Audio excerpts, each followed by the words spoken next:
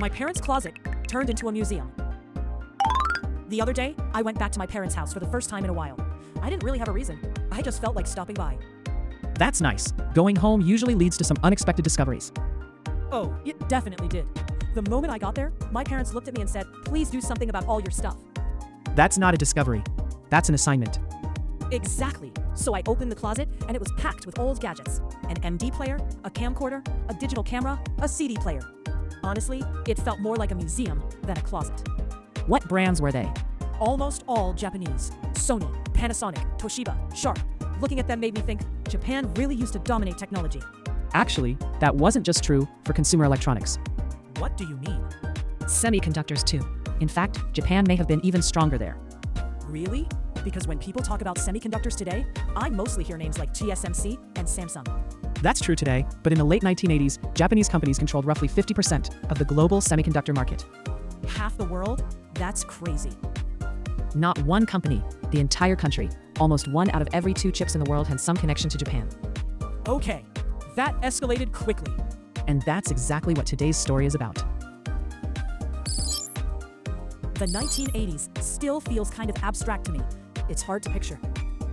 That's fair. No smartphones, no YouTube, and definitely no ChatGPT. Honestly, younger people today might not even believe there was a time without the internet. They probably wouldn't. The other day, I mentioned floppy disks at work. Someone asked me, "What's a floppy disk?" That must have hurt a little. More than a little. I aged 5 years instantly. Let's get back on track. Back then, if you looked at the semiconductor rankings, you'd see companies like NEC, Toshiba, Hitachi, and Fujitsu near the top.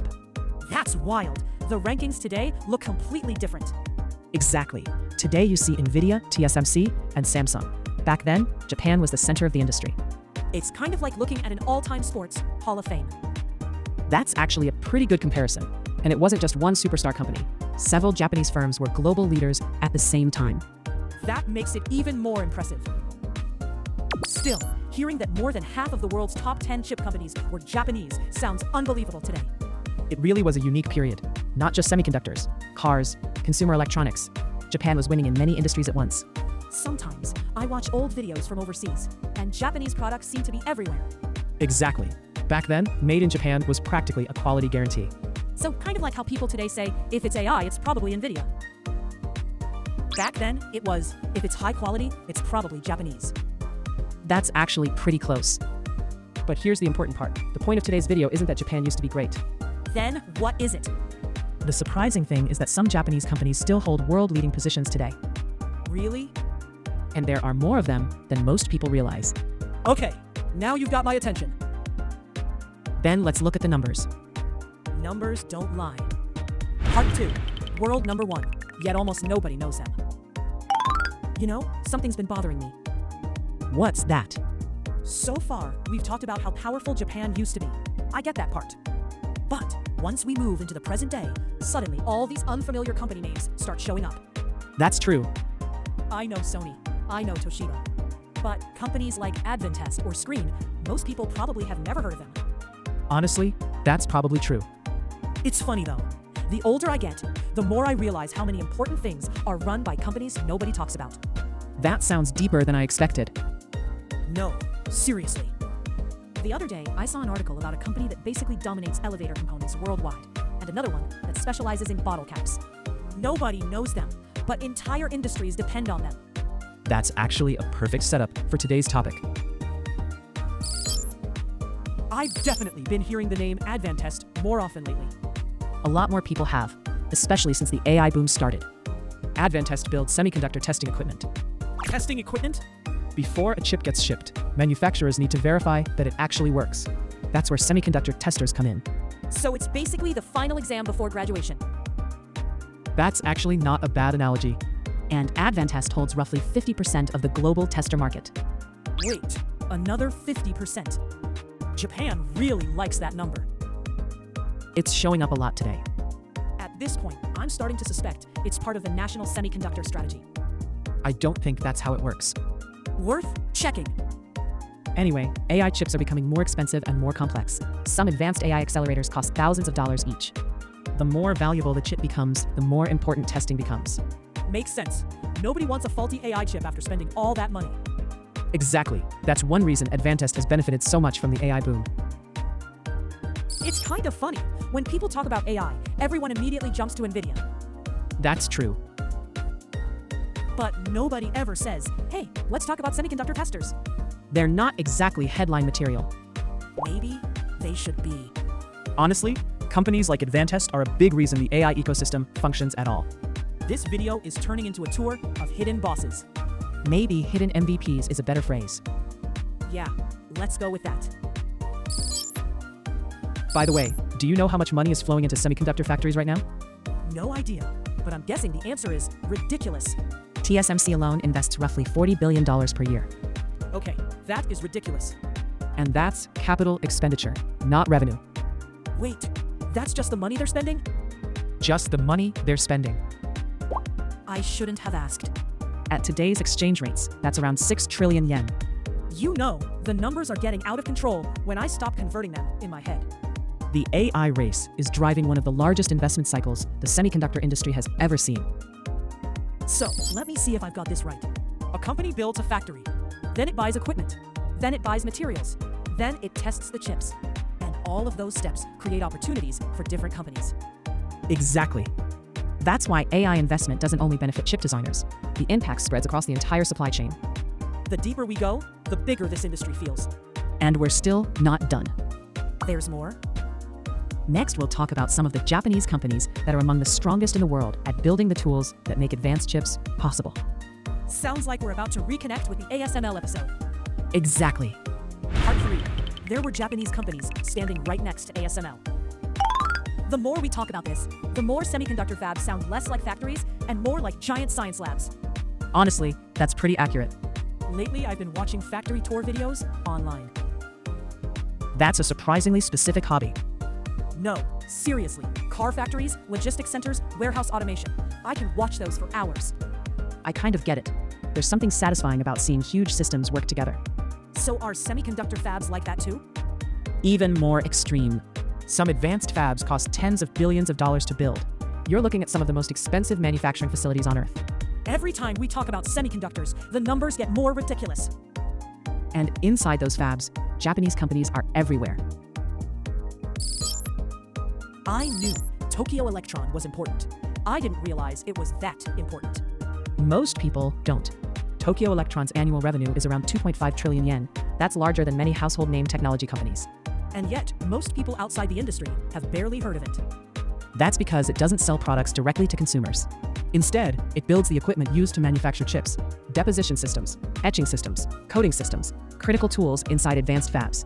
So if TSMC is the chef, Tokyo Electron is helping build the kitchen. That's actually a great analogy. I'm hungry again. That's the second time you've brought up food today. Semiconductors apparently make me hungry. The important point is that nearly every major fab in the world uses equipment from companies like Tokyo Electron. So even if consumers never see the name, engineers definitely do. Exactly. Then there's Screen. The company I had never heard of before this video. You're probably not alone. Screen is especially strong in wafer cleaning equipment.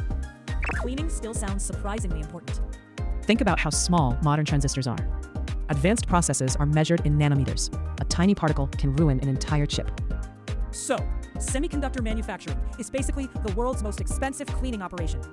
That's not entirely wrong. I knew it. Modern chips go through cleaning steps over and over throughout production. And Screen is one of the companies helping make that possible. The more I learn about fabs, the more terrifying they sound. Imagine spending billions of dollars building a factory and then losing yield because of dust. Okay, that's terrifying. We've already talked about Advantest once today. Because it's difficult to talk about AI hardware without mentioning it. Advantest controls roughly half of the global semiconductor tester market. And as AI chips become more powerful and expensive, testing becomes more critical. Makes sense. If a GPU costs thousands of dollars, you'd better make sure it works. Exactly. AI accelerators, HBM memory, advanced processors. All of them require increasingly sophisticated testing. It's funny. The AI story always starts with ChatGPT. Then somehow, we end up talking about testing equipment. That's the semiconductor industry. The deeper you go, the more interesting it gets. You know what's surprising? What's that? At the beginning of this video, I thought we were talking about history. Now we're looking at current market share rankings and AI investment trends. That's because many of these companies never disappeared. They evolved. And they're still competing at the highest level. Exactly. Wafer materials, manufacturing equipment, testing systems. In several of these categories, Japanese companies are still among the world's strongest players. Which raises a question. I know where you're going. If Japan still has all these world-class companies, why doesn't it have a TSMC? That's the perfect question for the final chapter. And I'm guessing Rapidus is about to enter the story. Exactly. Part 4. The next challenge begins in Hokkaido.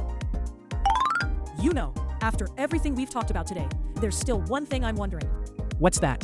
At the beginning of this video, I thought we were just going to talk about Japan's glory days. Old Walkmans, old camcorders, old electronics. Basically, a nostalgia episode. Fair enough. That's how it started. But now, we've somehow ended up talking about AI chips, trillion-yen investments, and global market shares. That's because Japan's semiconductor story didn't end in the 1980s. So what's the next chapter? Actually, there are two major stories happening right now. 2? Rapidus and Sony. Those are very different companies. Let's start with Rapidus. The company that's building a fab in Hokkaido, right? Exactly. The factory is being built in Chito City. The company launched its pilot production line in 2025 and is targeting 2nm mass production in 2027. That's cutting-edge territory. We're talking about the same level of technology pursued by TSMC, Samsung, and Intel. That's why people are paying attention. To be clear, success isn't guaranteed. The challenge is enormous. But simply attempting it is significant. How significant are we talking? Government support alone has reached roughly 1.7 trillion. Okay, that's serious. Every time this industry throws out a number, I need a minute to process it. You're not alone. You know what's funny? When someone says Hokkaido, I think of snow, ramen, and vacations. Now I also have to think about advanced semiconductor manufacturing. A few years ago, most people wouldn't have connected those two things. Honestly, it's kind of exciting. It is, because it represents Japan trying to move beyond supporting roles and re-enter the most advanced manufacturing race. And then there's Sony. Right. Most people outside Japan probably think of PlayStation first. That's true. But inside the semiconductor industry, Sony is famous for something else. Image sensors. Sony holds roughly half of the global smartphone image sensor market. There's that 50% number again. It keeps showing up. At this point, it's becoming a recurring character. Maybe it deserves a credit in the ending. Special guest star, 50%. Anyway, what's important is what image sensors actually do. AI needs processors to think. But to understand the real world, it also needs eyes. Smartphones, autonomous vehicles, robots, drones, industrial automation. All of them depend on sensors. So, while other companies build the brain, Sony helps build the eyes. Exactly. And as physical AI becomes more important, those sensors become more valuable. You know, I think something finally clicked for me. What clicked? At the beginning of this video, I opened a closet and found old electronics. When I saw those Walkmans and cameras, I thought I was looking at history. Makes sense. But after everything we've talked about today, those companies didn't really disappear. Some became leaders in materials. Some became leaders in equipment. Some became leaders in testing. Some became leaders in sensors. The names changed, the products changed, but a lot of the technology never left. That's exactly the point. This wasn't really a story about Japan's past. It was a story about how decades of technology and experience are still connected to today's AI boom. So in a weird way, that old closet was connected to AI factories and 2nm chips all along. Maybe not directly, but the line between them is a lot shorter than most people think. Next time I go back home, I might actually look at those old gadgets differently. Just don't forget the original mission. You mean cleaning out the closet? Exactly. I had a feeling we'd end up back there. Some things never change. See you next time. See you next time. Thanks for watching today's video. See you next time.